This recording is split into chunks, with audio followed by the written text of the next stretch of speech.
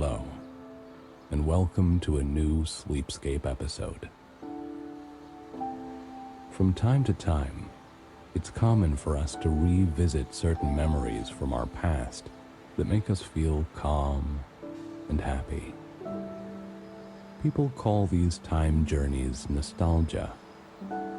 And tonight, I'd like to take you on one of these journeys and share with you a heartwarming memory that fills me with happiness. It's evening. The descending sun glows with tones of rich ember as the day slowly gives way to the night. By now you may wonder what we're doing in front of an old building far away from downtown. Well, I used to live here when I first moved to New York after college. Those were the most joyous and carefree days of my life. When I think about this place, the first thing that always comes to my mind is the unique unevenness of the sidewalk around the building that I carefully explored over the years.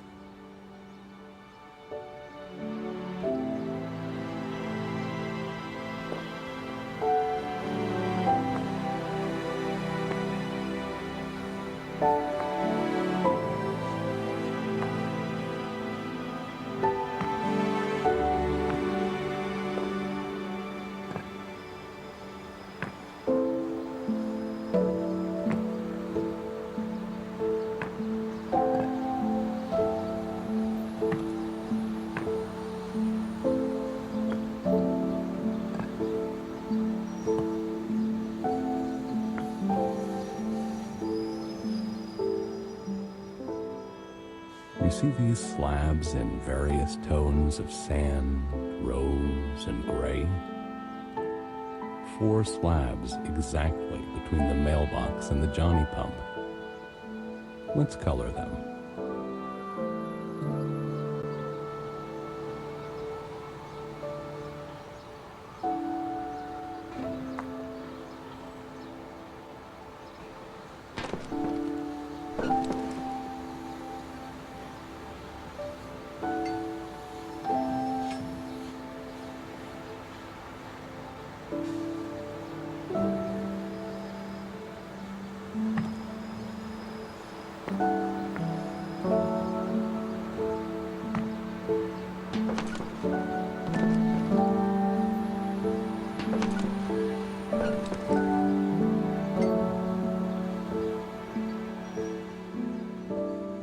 Wonderful. Don't you think that its supposed defect that eloquently complements the cracked asphalt of the roadway?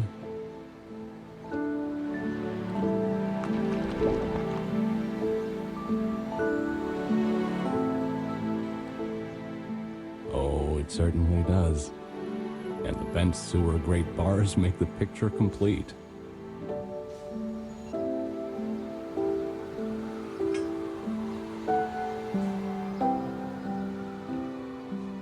Occasionally, someone timidly puts a few cones on the roadway here and there, as if signaling about the upcoming works that have never actually begun.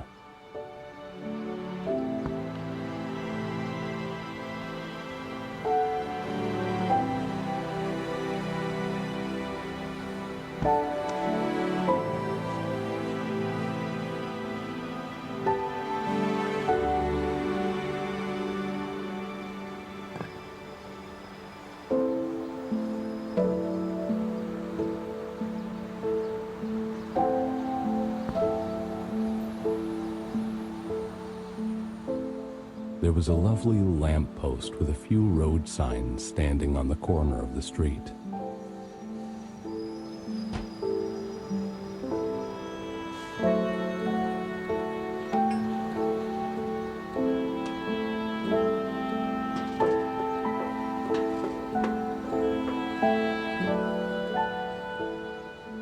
I remember how this unique butter-colored light always entranced the fireflies from what it seemed the whole neighborhood.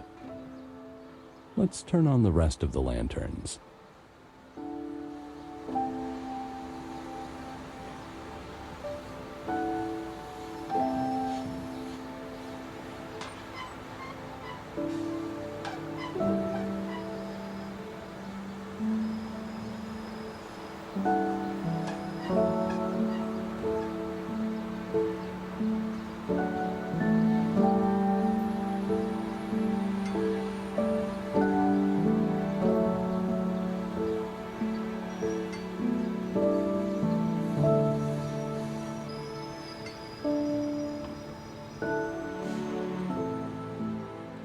Back then, I was a young, aspiring architect, and this building grabbed my attention immediately.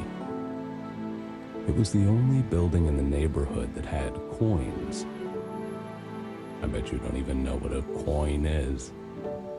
Tap on the blocks of masonry built into the corners of the face wall.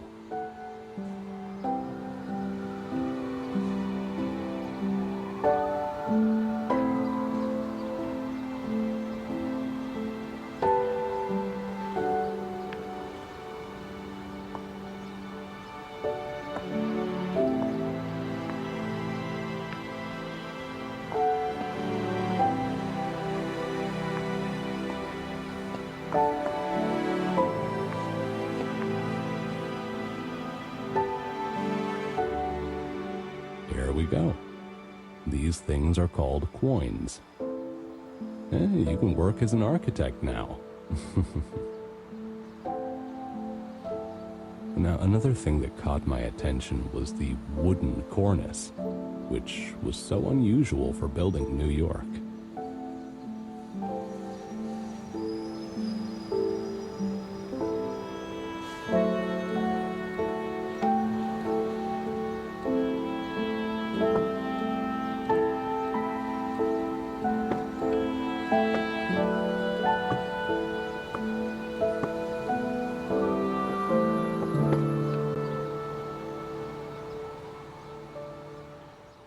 It was constructed this way to match the facade of the ground floor. Would you reveal its colors, please?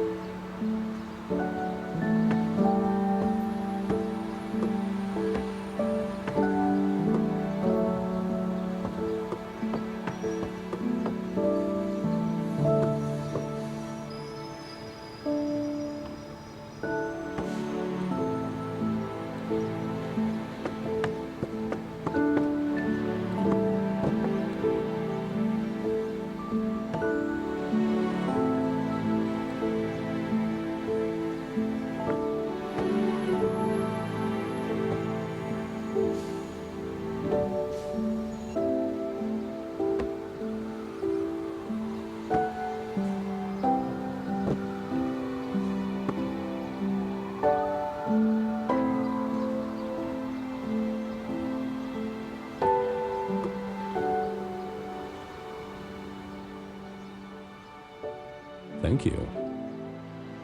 I'll always remember that mysterious emerald green.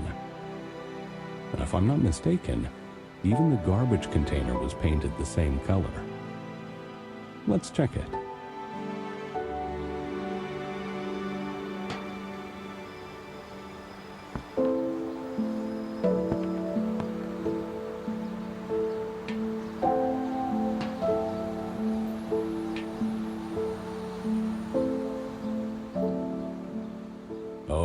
Yes, it is.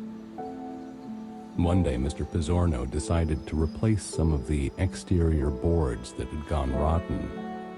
He bought a few wooden planks and 2 boxes of nails, and I volunteered to help him.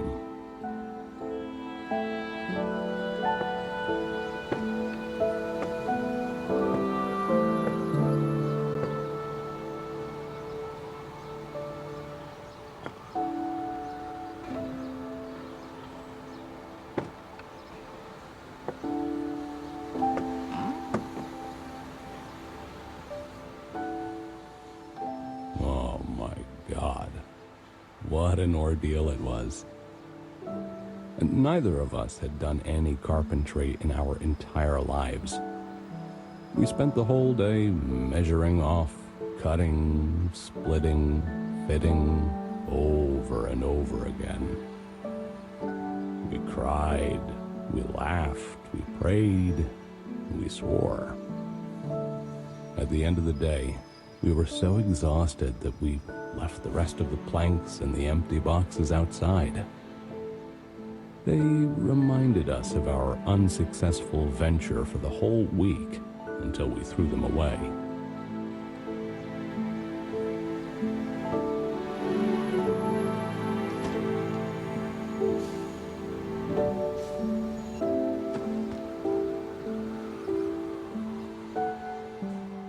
Do you know what was the most striking thing about this building when I first saw it? Let's paint its walls, and you'll see it for yourself.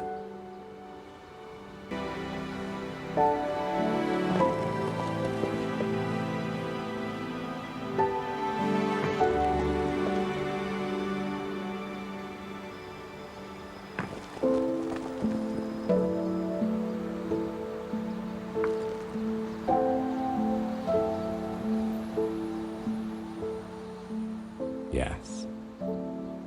It's this hypnotizing combination of emerald green and deep red that made the building stand out among others.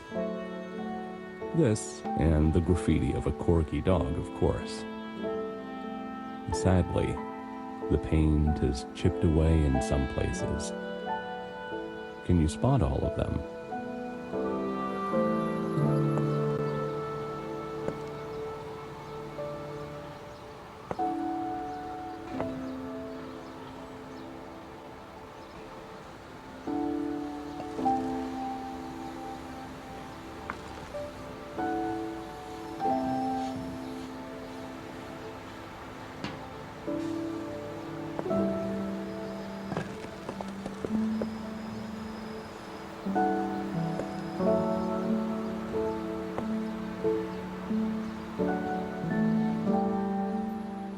Like most buildings in Brooklyn, the walls of this one were covered with a patchwork blanket of leaflets.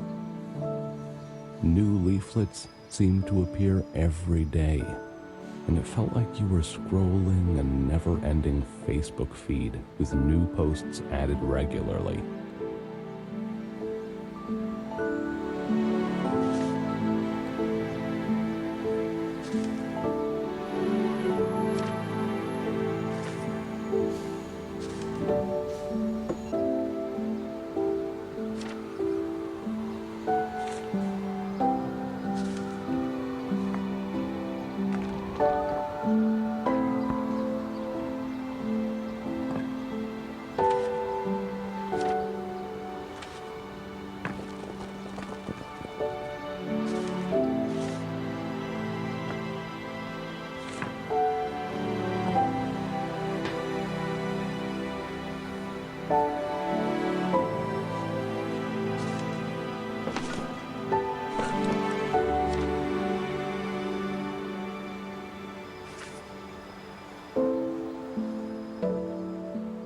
Another thing that gave away the age of the building was an old wooden billboard with an ad literally painted on it.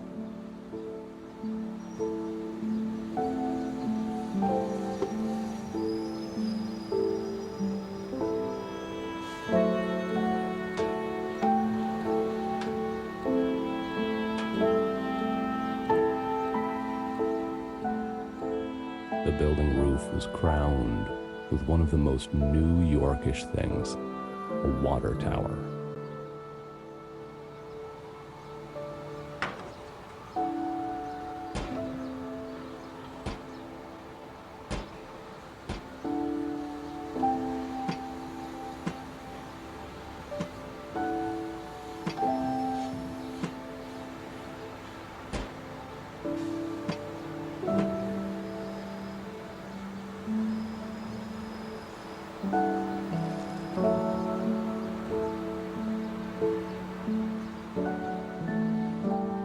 My apartment was on the top floor. There was nothing Hiltonish about it, obviously. But it was the place where I always felt calm and safe. I felt like home. The only entrance was, don't laugh, through the fire ladder.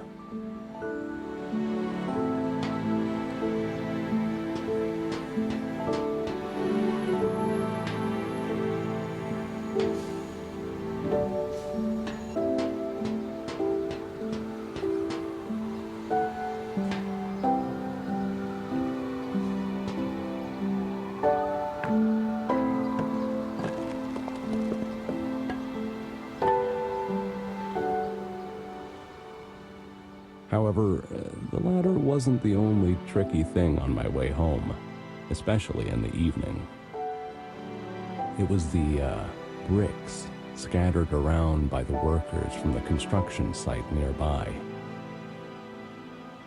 Every night, they seemed to be changing their position, and it was a challenge to get up to my apartment and not trip over them.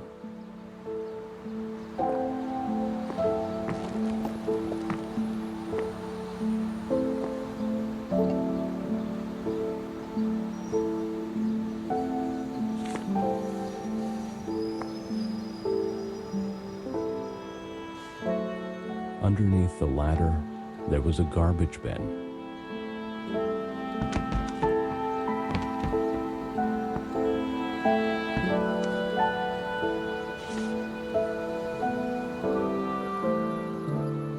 Sometimes I opened it on the way home at the end of the day and threw the trash from above when I was too tired, when I couldn't lift a finger. Challenging, yet extremely convenient. Does any Hilton suite have this? The apartment wasn't big, yet the 4 windows always filled with enough light to make it cozy, spacious, and comfortable.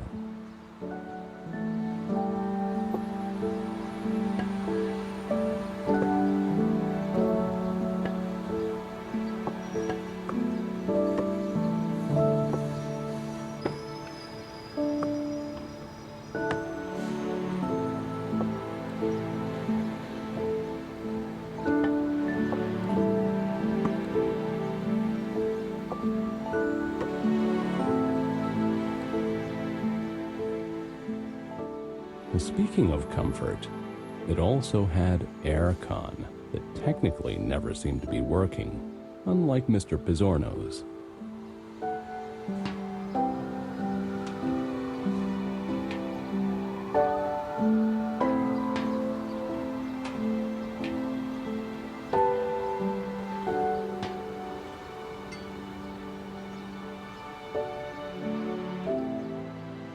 Oh, Mr. Pizzorno.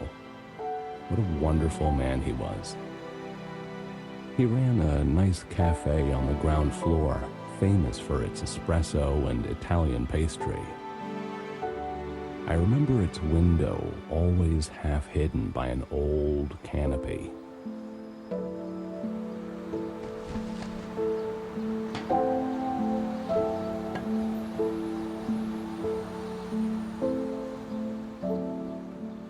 Almost festive, I'd say, in shades of blue and white, a little faded, but shining against the dulling exterior of its surroundings.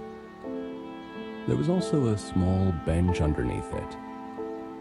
I used to enjoy my coffee sitting there and reading a newspaper on Sunday mornings.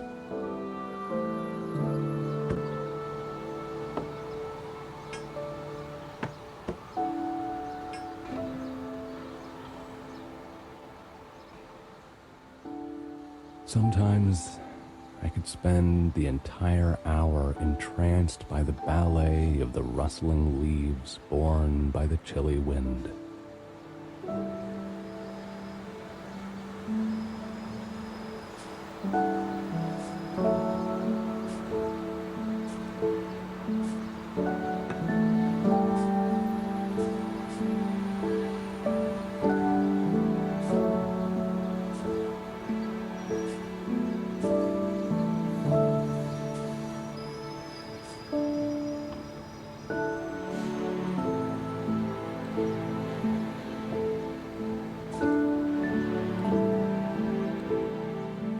The entrance door was slightly sunk into the wall, and I remember how people always looked for shelter there when caught off guard by the sudden rain.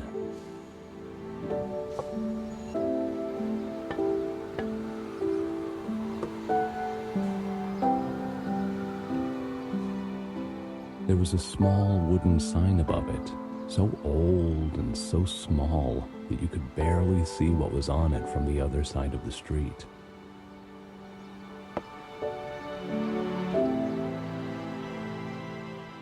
That is why each morning, Mr. Pizzorno put a simple chalkboard sign outside with a single word written on it.